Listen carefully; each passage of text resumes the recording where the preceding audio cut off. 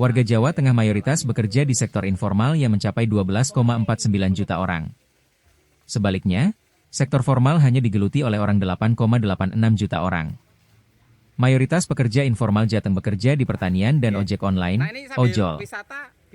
Ya, pekerjaan informal paling besar dari pertanian, ojol termasuk besar juga, baru sektor perdagangan seperti UMKM, kata Kepala Badan Pusat Statistik, BPS, Provinsi Jawa Tengah Ali Said kepada tribunjateng.com, Kota Semarang, Kamis, 21 Mei 2026. BPS Jateng sebelumnya merilis keadaan ketenagakerjaan Provinsi Jawa Tengah. November 2025 pada Februari 2026. Dalam dokumen itu, penduduk Jateng bekerja pada kegiatan informal sebanyak 12,49 juta orang, 58,50%. Sedangkan yang bekerja pada kegiatan formal sebanyak 8,86 juta orang. 41,50% dari total angkatan kerja. Komposisi angkatan kerja pada November 2025 terdiri dari 21,36 juta orang penduduk bekerja dan 0,97 juta orang pengangguran. Banyak cepat ya, setiap orang ketika dari larinya ke informal dan biasanya orang mereka adalah golongan yang bawah sehingga untuk bisa bertahan hidup mereka harus bekerja apapun.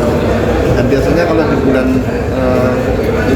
Februari itu biasanya karena musim panen pertanian berat ini itu bisa banyak tenaga informal jadi biasanya disupport dari pertanian dari formal dan pertanian. Berarti di Jawa Tengah yang mendominasi pekerja informal itu sektor pertanian itu Pak? Banyak di sana ya, dan terutama daerah yang pertanian tinggi gitu. Biasanya kalau misalnya panen kan biasanya di bulan-bulan itu ya, pasti ada kenaikan biasanya buruh tani yang sifatnya subsisten atau jangka pertanian itu biasanya banyak di bulan. Kemarin kan rilis yang Bapak sampaikan kan angka pekerja informal bertambah ya Pak di Jawa Tengah. Itu tuh tandanya tuh apa sih Pak? Apakah karena ada PHK tinggi atau mungkin belum terserap gitu Pak tenaga kerjanya? Kalau bicara tenaga kerja ini kan ada angkatan kerja baru masuk. Kemudian juga kemarin musiman tadi yang dulunya mungkin dia nggak bekerja mungkin sebagai ibu rumah tangga, ketika ada pertanian dan musim panen dia secara musiman masuk ke situ tidak bisa. Jadi tidak selalu mengindikasikan adanya PHK. Jadi kalau di Jawa Tengah kayaknya karena pertanian masih cukup dominan banyak hari. Karena ketersediaan lapangan kerja yang menyerap angkatan kerja baru itu seperti apa sih Pak kondisinya? Apakah mereka terpaksa ke sektor informal karena belum terserap ke formal gitu Pak? Ya, ketika ada penambahan, biasanya Februari penambahan angkatan kerja cukup banyak.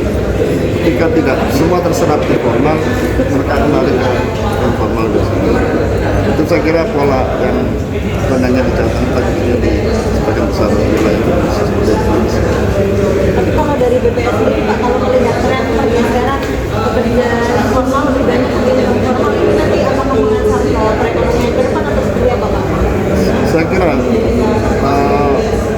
kita tahu bahwa sektor informal kan sebenarnya menopang perekonomian dari krisis. Jadi memang kalau bicara upah ada kecenderungan sektor informal lebih rendah daripada sektor formal ya dari secara kesejahteraan.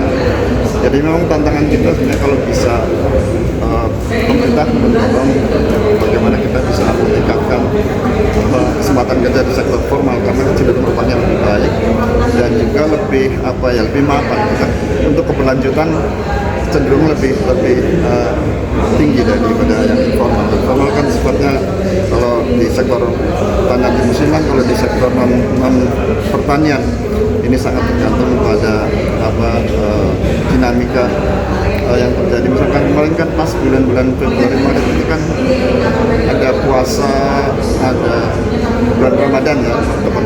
Dan saat bulan Ramadan banyak juga yang dulu ibu-ibu di rumah tangga diem aja di rumah karena ada kesempatan untuk bikin kue dijual. Itu adalah bagian dari yang non pertaniannya itu. Jadi banyak pekerja-pekerja yang musiman ketika Ramadan mereka jualan. Jadi banyak sekali terjadi